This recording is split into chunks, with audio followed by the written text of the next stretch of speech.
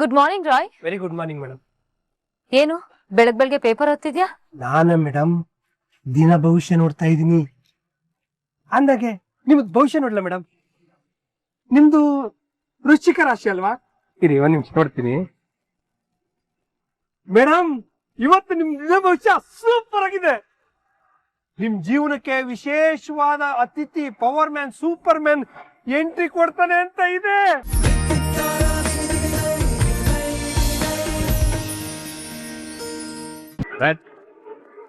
Good morning.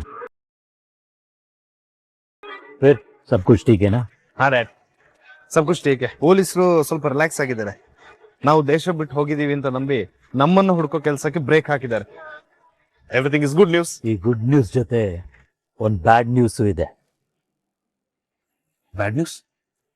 क्या है dad? ಆ ಚಾರುಲತಾ का ಬಾಪ್ ಮಿಸ್ಟರ್ ಜಯಶಂಕರ್ ನಾಳೆ ಜೈಲಿಂದ ರಿಲೀಸ್ ಆಗ್ತಿದ್ದಾನೆ.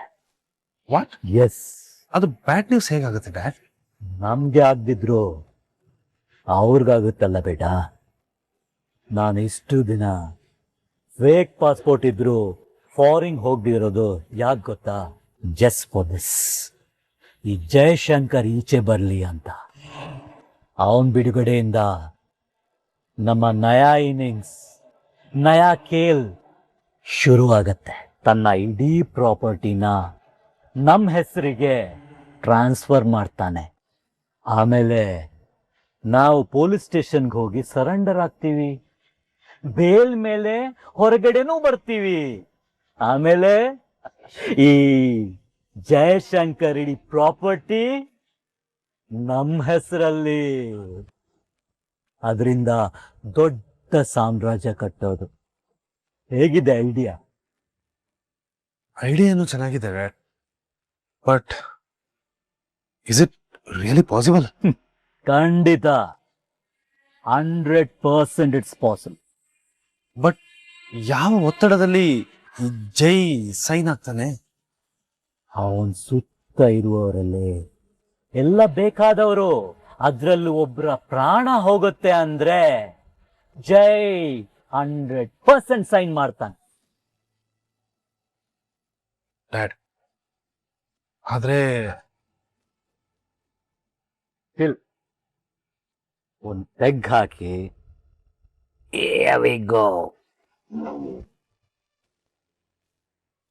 ರಿಲ್ಯಾಕ್ಸ್ ಮಾಡಿ. ಡ್ಯಾಡ್, वो सब ठीक है, ಆದ್ರೆ ನಾವೀಗ ಯಾವ ತರ? ಯಾವುದೋ ಒಂಥರ ಹೇಳ್ತಾರಲ್ಲ, everything is fair in love and war ಅಂತ. ಹಾಗೆ ಪ್ರೀತಿ ಮತ್ತು ಆಸ್ತಿಗೆ ನಾವು ಏನ್ ಬೇಕಾದ್ರೂ ಮಾಡಬಹುದು. So tomorrow everything will be finish. ಇನ್ನೊಂದು ವಿಚಾರ ಗೊತ್ತಾ ವಿವೇಕ್? ಏನ್ ಡ್ಯಾಡ್? ನಾಳೆ ರಾಮಾಚಾರಿ ಮಗು ನಾಮಕರಣ. ಸೊ ಮಗು ಇಲ್ಲ ಅಂದ್ರೆ ನಾಮಕರಣ ಮಾಡ್ತಾರ? ಸಮझ में आया बेटा? ನಾಳೆ ಜಯಶಂಕರ್ ಈ ಡಾಕ್ಯುಮೆಂಟ್ಸ್ಗೆ ಸೈನ್ ಹಾಕ್ತಾನೆ. ಆ ಮಗುನೇ ಸಿಗ್ನೇಚರ್ ಆಗಿರೋ ಇಂಕ್ ಆಗತ್ತೆ. अभी मालूम हुआ dad. Dad, cheers. That's my son.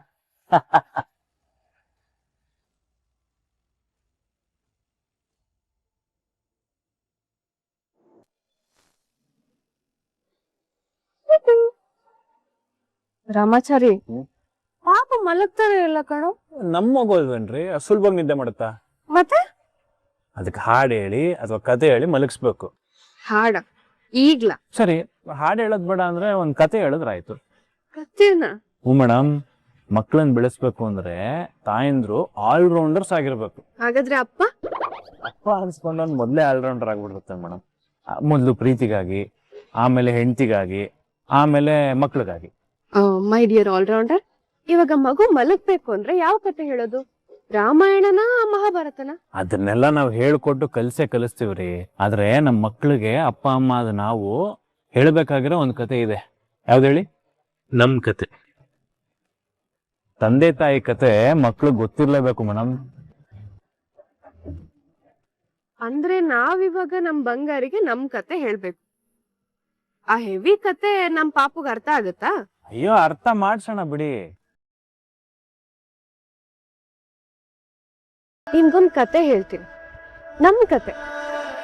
ಇಲ್ಲಿ ಪ್ರೀತಿ ಇದೆ, ನೋವಿದೆ, ಸಂಕಟ ಇದೆ, ಅಳು, ಕೋಪ ಎಲ್ಲ ಇದೆ. ಇವನಿದಾನಲ್ಲ ನಿಮ್ಮಪ್ಪ, ದೇವ್ರು, ಭಕ್ತಿ, ಪೂಜೆ ಅಂತ ಇದ್ದ ಈ ಪುಣ್ಯಾತ್ಮ. ಆದ್ರೆ ನಿಮ್ಮ ಅಮ್ಮ ಚಾರು ಹಾಗಿರ್ಲಿಲ್ಲ. ಈ ಚಾರುಲತ ಸ್ಟೈಲೇ ಬೇರೆ ಇತ್ತು.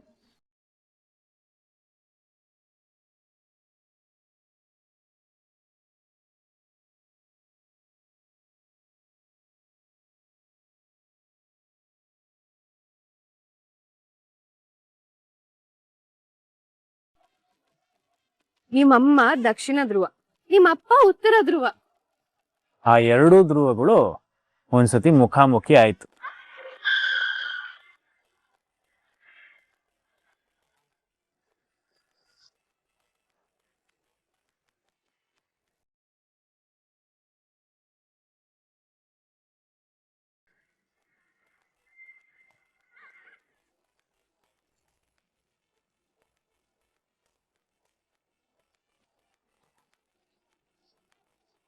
ಅಲ್ಲಿಗೆ ನಮ್ ಬೇಟೆ ನಿಲ್ಲಿಲ್ಲ. ನಿಮ್ಮಪ್ಪ ಪೂಜೆಗೆ ಅಂತ ನಮ್ ಮನೆಗ್ ಬಂದಿದ್ದ. ಸೀರೆನೆ ಉಡಲ್ಲ ಅಂತಿದ್ದು ನನ್ನ ಹತ್ರ ಸೀರೆ ಉಡ್ಲೇಬೇಕು ಅಂತ ಹಠ ಮಾಡ್ದ. ಕಳಶಾನ ನೀವು ತರ್ತೀರಾ? ಹೌದು. ಬಟ್ಟೆ ಹಾಕೊಂಡ್ ತಗೊಂಡ್ ಬನ್ನಿ. ಇವಾಗ ಹಾಕೊಂಡಿರೋದೇನು? ಲಕ್ಷಣವಾಗಿ ಸೀರೆ ಉಡ್ಕೊಂಡು ತಗೊಂಡ್ ಬನ್ನಿ. ನಾನು ಸಿಟ್ಟಲ್ಲೇ ಸೀರೆ ಉಟ್ಕೊಂಡ್ ಬಂದೆ.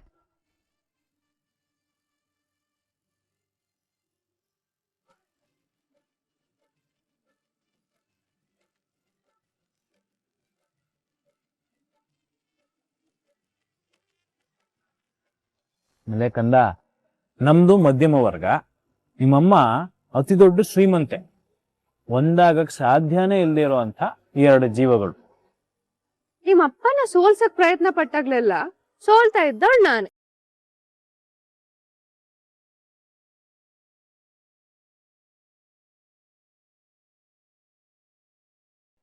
ಆ ಸೋಲು ಪ್ರೀತಿ ಆಯ್ತು.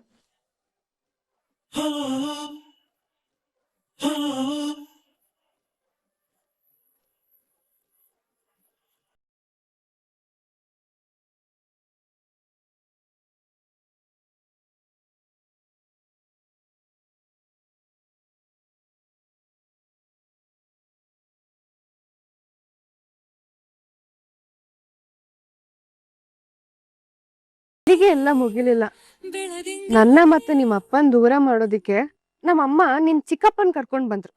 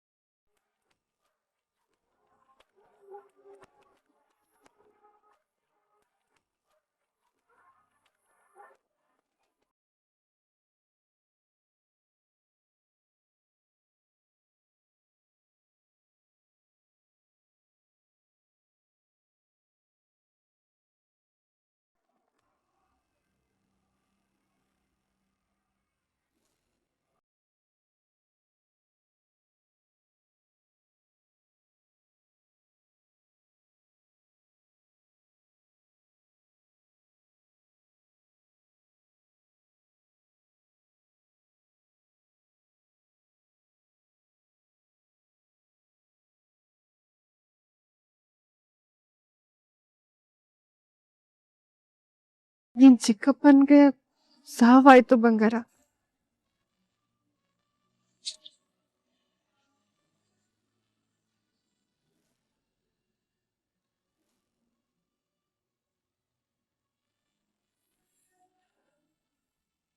ಆದ್ರೆ ಅದಕ್ಕೆ ಕಾರಣ ಆದವ್ರಿಗೆ ಶಿಕ್ಷೆ ಆಗ್ಲೇ ಇಲ್ಲ. ಆಗತ್ತೆ ಬಂಗಾರ, ಖಂಡಿತ ಶಿಕ್ಷೆ ಆಗತ್ತೆ.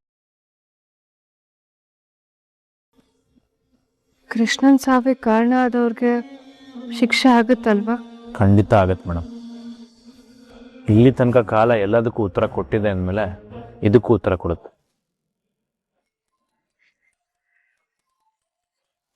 ಮೇಡಮ್ ನಾನು ಆ ಕಡೆ ಹೋಗಿ ಮಾತಾಡ್ಕೊಂಡ್ ಬರ್ತೀನಿ, ಅವ್ಳಿಗೆ ಎಚ್ಚರ ಆದ್ರೆ ಕಷ್ಟ. ಸರಿ.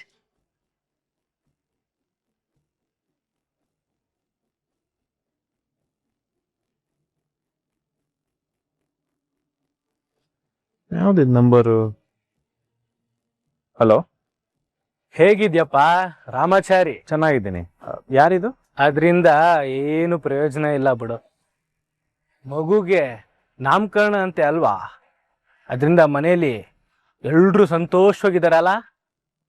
ಅಣ್ಣ, ಅಪ್ಪ, ಮಾವ, ಅತ್ಗೆ ಎಲ್ರು ಬರ್ತಾರೆ ಅಲ್ವಾ? ಅಲ್ಲ, ಮೊದ್ಲು ನೀವ್ ಯಾರು ಅಂತ ಹೇಳ್ತೀರಾ? ಹೇಳೋದ್ರಿಂದ ಪ್ರಯೋಜನ ಇಲ್ಲ ಅಂತ ಹೇಳದ್ನಲ್ಲ. ನಾನು ಹೇಳಕ್ ಬಂದಿರೋದು ತುಂಬಾ ಮುಖ್ಯವಾದ ವಿಚಾರ. ಏನು? ಈಗಿರೋ ಸಂಭ್ರಮ ನಾಳೆ ಇರಲ್ಲ ಅಂತ. ಎಸ್, ನಿಮ್ ಮನೇಲಿ ಯಾರಿಗಾದ್ರೂ ಏನಾರು ಆದ್ರೆ ಶುಭ ಕಾರ್ಯ ನಡೆಯಲ್ಲ ಅಲ್ವಾ? ಏಯ್, ಯಾರೋ ಇದು? ಕೇಳಿದ್ದನ್ನೇ ಮತ್ತೆ ಮತ್ತೆ ಕೇಳ್ತಾ ಇದೆಯಲ್ಲೋ. ನಿಮ್ ಮನೆಗೆ ಸಾವು ತುಂಬಾ ವಿಶೇಷವಾಗಿ ಎಂಟ್ರಿ ಕೊಡುತ್ತೆ. ಅದು ಯಾವ ರೂಪದಲ್ಲಿ, ಯಾವ ಕ್ಷಣದಲ್ಲಿ ಬರುತ್ತೋ ಗೊತ್ತಿಲ್ಲ. ಆದ್ರೆ ಅಲ್ಲೊಂದ್ ಸಾವಾಗತ್ತೆ ಅನ್ನೋದು ಮಾತ್ರ ಖಚಿತ. ಏಯ್, ಯಾರೋ ಯಾರೋ ನೀನು? ಬಾಯ್ ರಾಮಾಚಾರಿ, ನಾಳೆ ನಿಮ್ ಮನೇಲಿ ಸಂಭ್ರಮ ಇರಲ್ಲ, ಸೂತ್ಕ ಇರುತ್ತೆ.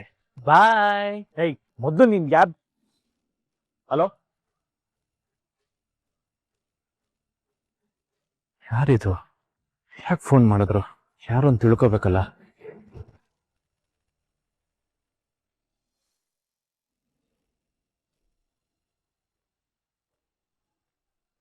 Good morning Roy. Very good morning madam. ಏನು ಬೆಳಗ್ಗೆ ಪೇಪರ್ ಓದ್ತಿದ್ಯಾ? ನಾನ ಮೇಡಮ್ ದಿನ ಭವಿಷ್ಯ ನೋಡ್ತಾ ಇದ್ದೀನಿ. ಅಂದಾಗೆ ನಿಮ್ದು ಭವಿಷ್ಯ ನೋಡ್ಲ ಮೇಡಮ್? ನಿಮ್ದು ವೃಶ್ಚಿಕ ರಾಶಿ ಅಲ್ವಾ? ಇರಿ ಒಂದ್ ನಿಮಿಷ ನೋಡ್ತೀನಿ ಮೇಡಮ್. ಇವತ್ತು ನಿಮ್ ದಿನ ಭವಿಷ್ಯ ಸೂಪರ್ ಆಗಿದೆ. ನಿಮ್ ಜೀವನಕ್ಕೆ ವಿಶೇಷವಾದ ಅತಿಥಿ, power man, super man entry ಕೊಡ್ತಾನೆ ಅಂತ ಇದೆ. ವಾಟ್? ನನ್ ಜೀವನಕ್ಕ ಏನ್ ಕಾಮಿಡಿ ಮಾಡ್ತಿದ್ಯಾ? ಮೇಡಮ್ ಇಲ್ಲಿದೆ ನೋಡಿ. ರಾಯ್, ಬೇಕಾದ್ರೆ ನೀವೇ ನೋಡಿ ಮೇಡಮ್.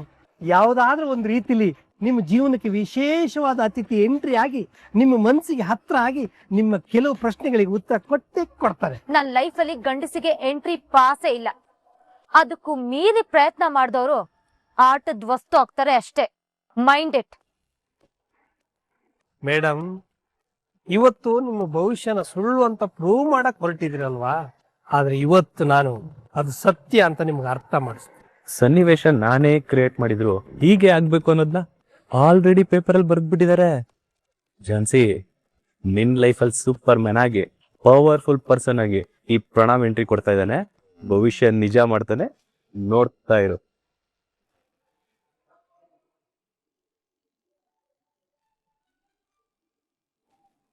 ಹೇಳು ರಾಯ್. ಎಲ್ಲಿದ್ದೀರೋ ಹೇಗಿದ್ರು ಹಾಗೆ ನಾನು ಹೇಳ್ದಲ್ಲಿಗೆ ಬಂದ್ಬಿಡಿ. ಏನಾಯ್ತು ರಾಯ್? ಏನಾದ್ರೂ ಪ್ರಾಬ್ಲಮ್ ಆಗಿದ್ಯಾ? ಇಲ್ಲ ಸರ್, ಒಂದು ಸಖತ್ತಾಗಿರೋ ಐಡಿಯಾ ಬಂದಿದೆ. ಅದನ್ನ ನೀವು ಉಪಯೋಗ ಮಾಡ್ಕೊಂಡ್ರೆ ಮೇಡಮ್ ನಿಮಗೆ ಖಂಡಿತ ಇಂಪ್ರೆಸ್ ಆಗ್ತಾರೆ. ಅದೇನಂತ ಸರಿಯಾಗಿ ಹೇಳು ರಾಯ್. ಸರ್, ಇವತ್ತು ನನ್ನ ಮೇಡಮ್ಗೆ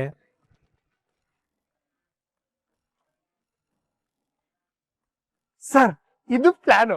ಅದಕ್ಕೆ ನಾನು ಏನ್ ಮಾಡ್ಬೇಕು? ಹೀರೋ ಆಗೋದಕ್ಕೆ ಏನಾದ್ರೂ ಒಂದು ಪ್ಲಾನ್ ಮಾಡಿ ಸರ್. ಹೇಗಾದ್ರೂ ಮಾಡಿ ಮೇಡಮ್ ನಿಮಗೆ ಇಂಪ್ರೆಸ್ ಆಗ್ಬೇಕಷ್ಟೇ. ಆಮೇಲೆ ನೋಡಿ ಮೇಡಮ್ಗೆ ನಿಮ್ ಬಗ್ಗೆ ಲವ್ ಶುರು ಆಗುತ್ತೆ. ರಾಯ್, ಯಾವಾಗ್ಲೂ ನಾವು ಸಿಚುವೇಶನ್ ಕ್ರಿಯೇಟ್ ಮಾಡಿ ಹೀರೋಗಳಾಗ್ಬಾರ್ದು. ಸಿಚುವೇಶನ್ ತಾನೇ ಕ್ರಿಯೇಟ್ ಆಗಬೇಕು. ಆ ಸಂದರ್ಭದಲ್ಲಿ ನಮಗ್ ಗೊತ್ತಿಲ್ಲದೆ ನಾವೇ ಹೀರೋಗಳಾಗ್ಬೇಕು. ಸರ್, ನಾನು ಹೇಳೋದು ಒಂದು ಸ್ವಲ್ಪ ಕೇಳಿ ಸರ್. ನೀವು ನನಗಿದ್ರಲ್ಲಿ ಇಂಟ್ರೆಸ್ಟು ಇಲ್ಲ, ಆ ಪ್ರಯತ್ನಕ್ಕೆ ಕೈಯೂ ಹಾಕಲ್ಲ. Bye. Hello sir, Raghu sir, hello. ಅಪ್ಪ ದೇವ್ರೆ, ಇವ್ರಂತೂ ಮನಸ್ಸು ಮಾಡೋ ಪ್ರಯತ್ನನೇ ಮಾಡಲ್ಲ. ನೀನಾದ್ರೂ ಒಂದು ದಾರಿ ತೋರ್ಸಪ್ಪ.